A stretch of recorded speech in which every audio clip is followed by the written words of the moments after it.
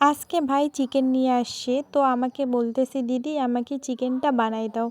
যেহেতু ভাই নিয়ে আসছে বলতেছে বানাই দিতে, তো এখন তো বানাই দিতেই হবে, তো চলো আমি বানাই দিচ্ছি। এই যে বানানোর আগে তোমাদের একটা জাদু দেখাই দিলাম। তো দেখো আমি কি কি দিয়ে রান্না করব। রসুন, তারপর পেঁয়াজ, জিরা গুঁড়ো, ধনে গুঁড়ো, শুকনো লঙ্কা, আদা। তো তেলটা আমার প্রায় গরম হয়ে গেছে, এখন আমি ওইখানে পেঁয়াজ আর কাঁচা লঙ্কাটা দিয়ে একটু ভালো করে ভেজে নিব। তো আমি এখানে ভাজতেছি, তারপর রসুন আর আদাটা ভালো করে বেটে নিব।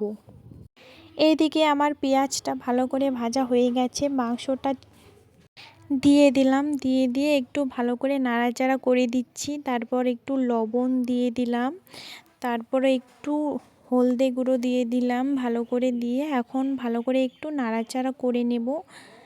ভালো করে নাড়াচাড়া করে এই যে আদা রসুনের পেস্টটা যেটা বেটে রেখেছি ওটা দিয়ে দিলাম। তারপর দিব শুকনা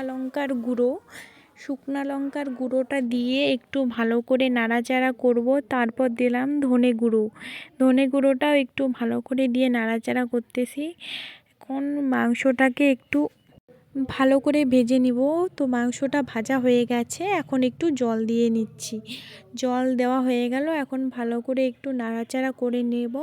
তারপর লাস্টে গরম মশলাটা একটু বেটে নিয়েছি, ওটা দিয়ে দিলাম মাংসর মধ্যে।